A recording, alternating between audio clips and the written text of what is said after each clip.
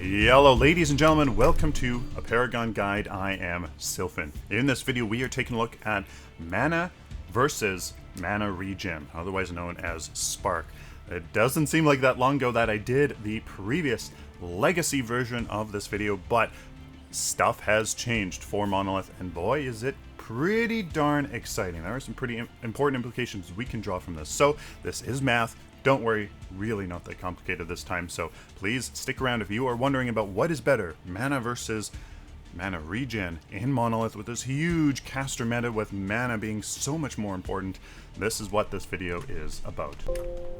So ladies and gentlemen, really not that bad here. So you can see just pretty simple little chart here that really kind of explains everything, but mana versus mana regen. So there's a few variables here. We have hero level, our total mana, which has changed dramatically. We get pretty much twice as much base mana in Monolith that we do in Legacy, so boy, that changes quite a bit, and especially for Hydroverser, which if you are interested in learning the math about that, that video is coming up pretty soon, so please subscribe for that.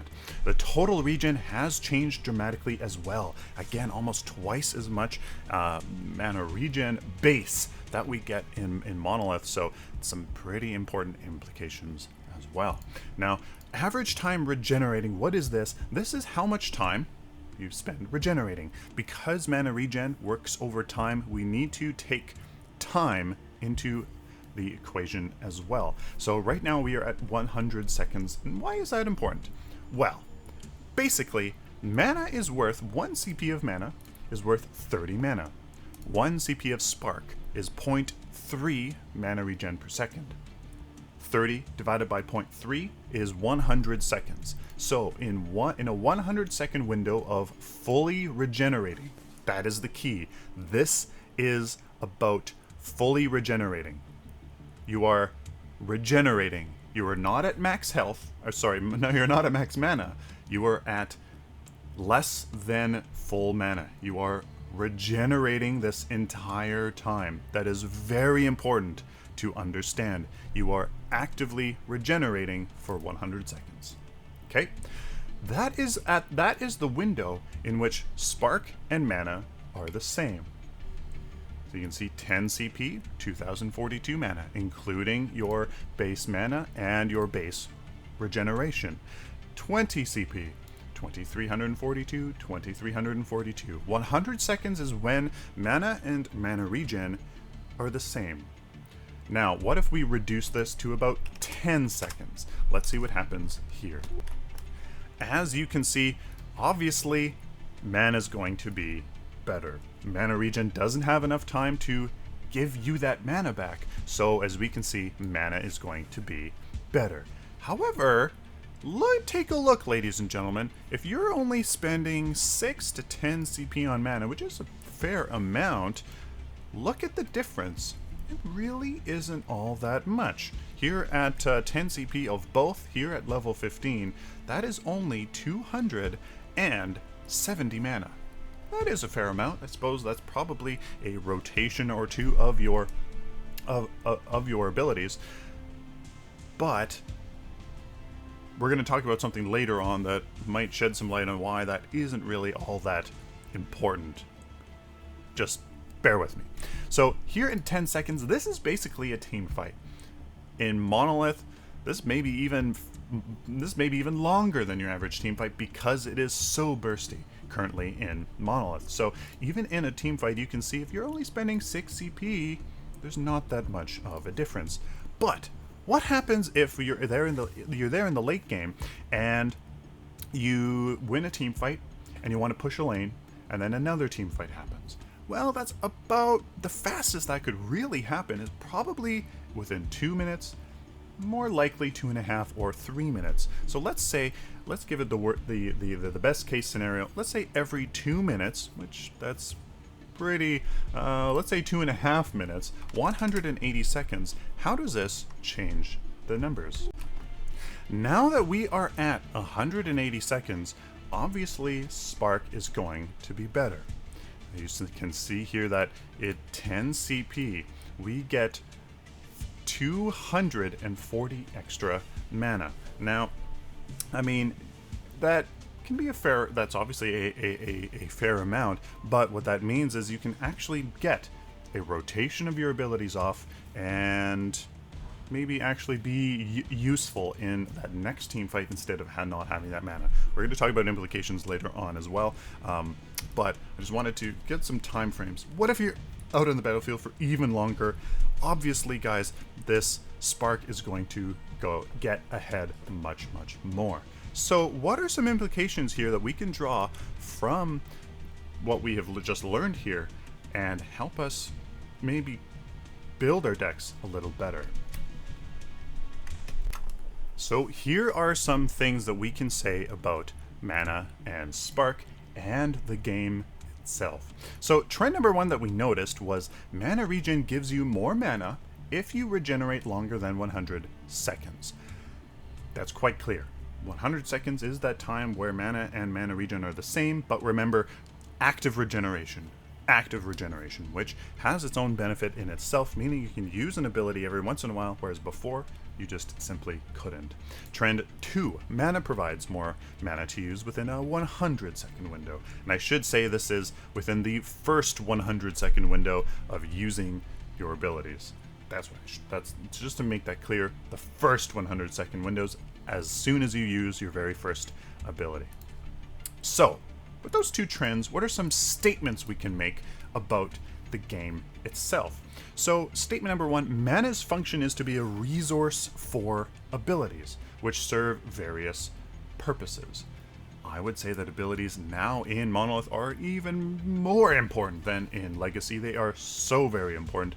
So, with that in mind, statement number two, the most important purpose is almost always to be available for team fights.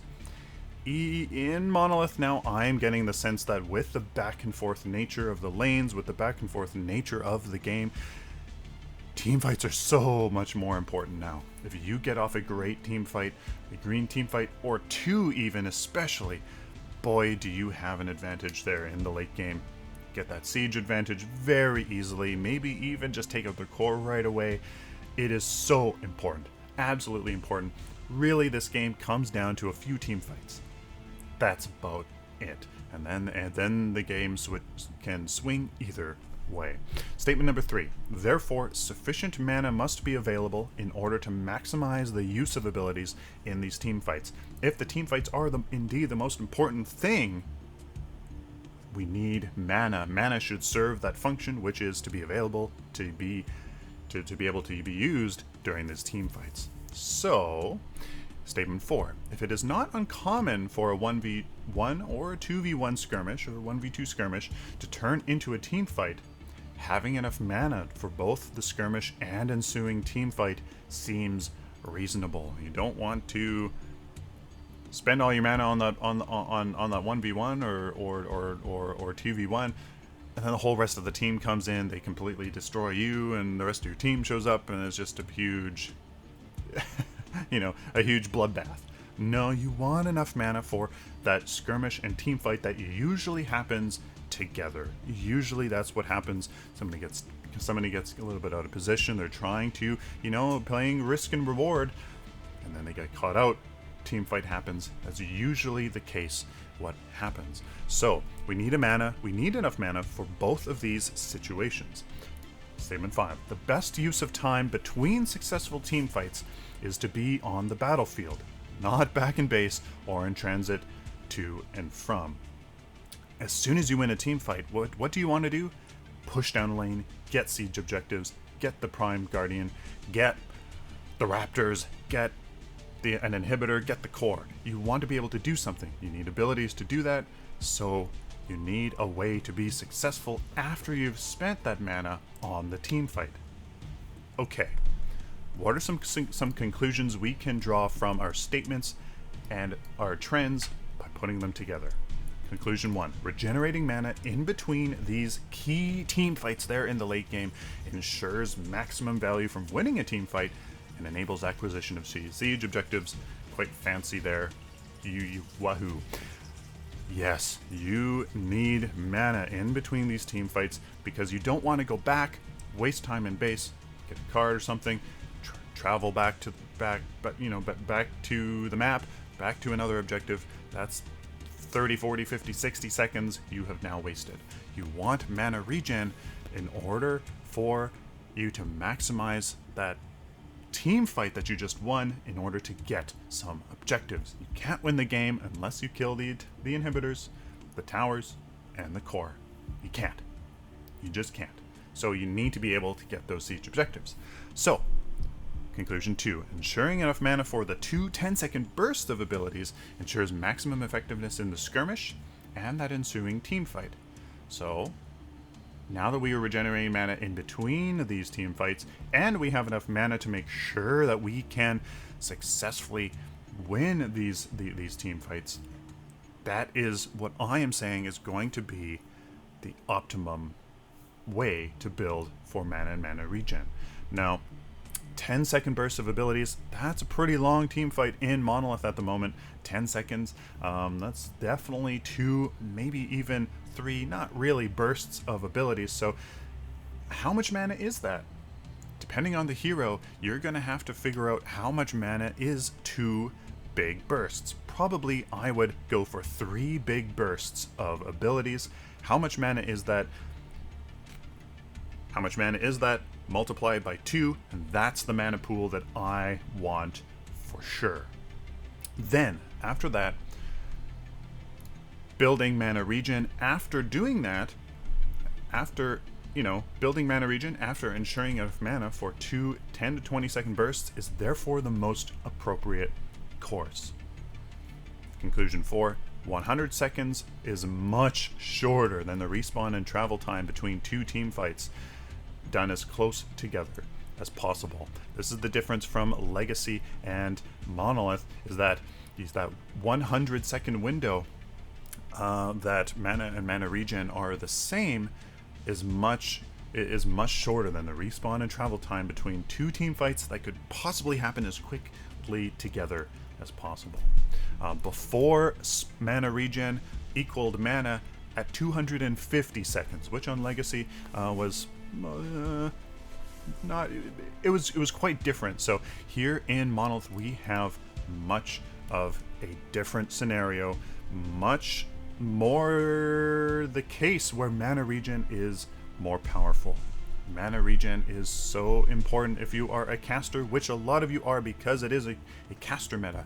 Make sure you have enough mana regen after you have enough mana for those 2 team fights in order for you to be most successful on the battlefield. Win that team fight, win that skirmish, you have enough mana for that, just enough, and then after that, the mana regen kicks in so that you can then go to, then you can go to those siege objectives, take those down, and then maybe even have enough mana for another team fight without even having to go to base to waste time. You're getting CP, getting objectives. Perfect. There's one more thing here before we wrap it up that I wanted to show you. 240 seconds here is 4 minutes, and that's about the time you spend in lane in that early game. In the early game, let's take a look here.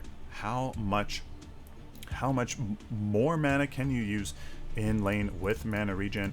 And it is about 130 with about 3 CP. That first card you get, whether that be the Mage's Ward for some mana, or maybe a Solaris Reactor because you want to keep your Scout's Ward for a little bit longer. Putting that CP into mana regen gives you more mana in that early lane phase, and that is what I definitely recommend for you to do. Hopefully this helped, guys. Hopefully this made sense. Please go back, go through the whole thing. We made some statements, we drew some conclusions. Make sure you understand the connections that I am making there between the trends and the statements and the conclusions, so that you don't go, no, that's wrong, but then not really understanding what we connected here from proof here in the math and the statements, which I think are very reasonable. So please go back, take a look at that, make sure you understand, and I hope that this was helpful for you. Please like this video if you like it, dislike it if you dislike it, share it with the community, guys. Of course, subscribe. If you like this, if you like more of the math kind of thing, there is a lot of math coming out, and hopefully we can draw some good conclusions, learn from it, better optimize our build, get a better understanding of this game. So, like always, ladies and gentlemen, till next time, stay optimistic and positive.